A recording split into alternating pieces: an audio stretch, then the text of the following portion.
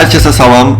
Bugün sizə qızıl qrafikini nə cür analiz edə bilərsiniz və gün ərzində nə cür girişlər, çıxışlar eləməlisiniz ki, günün sonunda həmişə qazancda olasınız.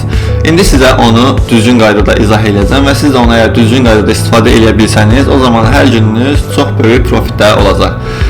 Hər birinizə dəstək və direnci nə cür ayırd eləmək olar sizə izah eləmişəm. A'ya bənzəyən uclar direnc, V'yə bənzəyən uclar isə dəstək sayılır. Mən indi bunu şamlar üzərindən göstərəcəm, çünki digər dərslərdə zaten izah eləmişəm dəstək direnci nə cür seçilir.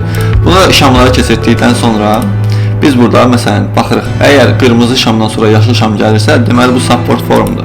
Yəni dəstək gəlib buradan yenə reaksiya alıb qalxmağa davam edə bilər. Eyni qaydada burada da baxırıq, qırmızı şamdan sonra yaşıl şam gəlir. Bir və ikinci dəfə, hətta bu da 3926-da çox güclü dəstək xətti sayılır. Eyni zamanda bunun tərsi də var. Məsələn, yaşıl şamdan sonra qırmızı şam gəlirsə, o zaman bu direnç sayılır.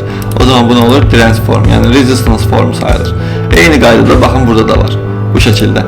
Hər birini bu cür bu xətt kimi işarələyin. Ondan sonra time frame-i balacalaşdırın. Bir günlük time frame-dən artıq 4 saatlıq time frame-ə keçid edirik.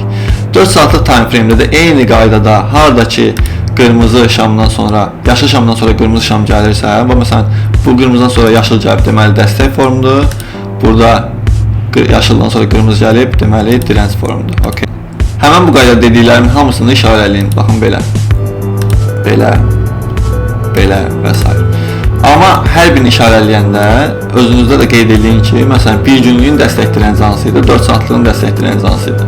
Yadınızda saxlayın, ən böyük time frame-in dəstəyi daha güclü, ən balaca time frame-in dəstək direnci isə daha zəifdir. Biz ona görə ən güclü yerlərdən giriş eləməyimiz üçün o zaman hər zaman baxın görün ki, hansılar günlükdədir, hansılar 4 saatlıqda, hansılar 1 saatlıqda və s. Əgər bilmədinizsə, məsələn, burada günlük time frame-i keçirdim və ya günlük time frame-də baxanda, baxın bu günlük time frame-in dəstəyi sayılır. Günlük time frame burada, məsələn, text yerinə gəlib yaza bilərsiniz ki, daily buy-zone. Okay. Baxın, bu daily buy-zone'dur bu nöqtə. Ondan sonra eyni qaydada 4024-də daily sell zone-dur. Daily sell zone. Baxın, bu şəkildə bura qoyuruq 4025-ə. İndi əgər biz nə etməliyik? Biz gözləməliyik ki, bizim ən böyük, baxın bu 4025-dir. Ondan sonra elə bu özü də 4041-də daily sell zone-dur. Bunu məsələn buradan biz bir dənə klonlayıb, bir dənə də bunun üzərinə qoya bilərik. Digərləri isə 4 saatlıqlarda olur. Məsələn, bu ortadaşlar 4 saatlıqlardadır. Biz nə etməliyik indi? Gözləməliyik ki, qiymət gəlsin 4025-ə və biz buradan sell girək. Baxın bu nöqtələrdən. Və biz buradan sell girdikdən sonra qiymət əgər gələrsə aşağılara qədər, növbəti bu 4 saatlıqda baxın bayaq işarələmişik 4011. Deməli orada dəstək xəttidir. Gəlib buradan təpə eləyə bilərik. Baxın biz təpəmizi bura qədər saxlaya bilərik. Əgər bura qırılarsa, o zaman biz buradan gözləyib təzədən yenə bu nöqtədən yenə sell giriş eləyə bilərik. Həmən bu sell girdiyimizin də take profit nöqtələrini digər dəstək xətlərinə qədər gözlətdirə bilərik. Baxın buralara qədər belə. Yox, əgər gəlsə bu 4025-dən bir müddət biraz sell verdikdən sonra əgər qalxsa buranı qırarsa, o zaman bizim direction'ımız dəyişər. Deməli biz burada artıq sell yox, buy axtararıq. Amma hara qədər? 4025-dən biz əgər buy girsək, növbəti sell zona qədər gözləyə bilərik. Hansı ki o da 4040-a qədərdir. Buradan da biz take profit eləyəcəyik. Take profit elədikdən sonra əməliyyatlarımızın bir hissəsini buradan breaker'ını saxlayacaq ki, əgər işdir, bura qırılarsa, buradan yenə qalxmağa davam edəcək. Amma daily sell zonlar o qədər rahat qırılmır.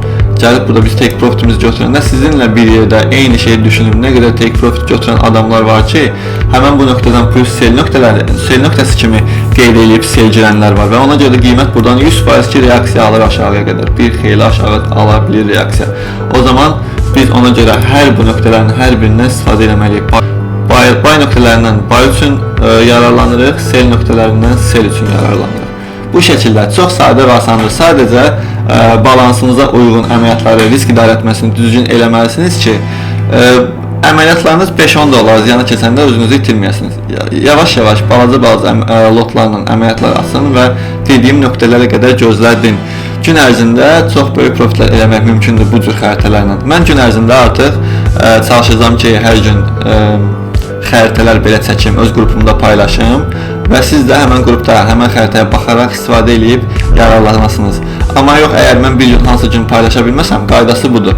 O zaman bu qaydada baxıb sizlər bundan yararlana bilərsiniz. Ancaq bundan da əlavə sizə deməyi unutdum. Trendi də unutmayın. Məsələn, əgər bazar bullishdirsə, bullish bazarı necə təyin eləmək olar? Məsələn, buradan trend xətti keçən dəfə çəkməyi izah eləmişdim. Baxın görün, əgər burada məsələn bazar görürsünüz düşən trenddir. Yox, əgər amma burada məsələn düşən trend artıq qırılıbsa bu nöqtədə, hansı ki 3974-də qırılıb. Deməli bazar nəyə çevrilir? Bazar bullish bazara çevrilir. Yəni qalxmağa davam edəcək. Belə. Yox, əgər amma bu xəttdən burada əgər bu buradan dəyib daha da düşməyə davam edərdisə, o zaman sell trendi davam edərdi. O sell trendi davam edəndə biz nə edəcəyik? Bu daily buy zonlarından sell zone kimi istifadə edəcəyik. Yəni buradan satış edəcəyik. Burada əgər hər hansı bir dəstək yaradarsa, gələrsə bura buradan yenə sell üçün istifadə edəcəyik. Belə bu qaydada. Sell trendində sell işləyin, buy trendində də buy işləyin. Bu qədər sadədir. Kiminsə nəsə sualı olsa kommentlərdə yazıb soruşa bilər. Hər kəsə uğurlar.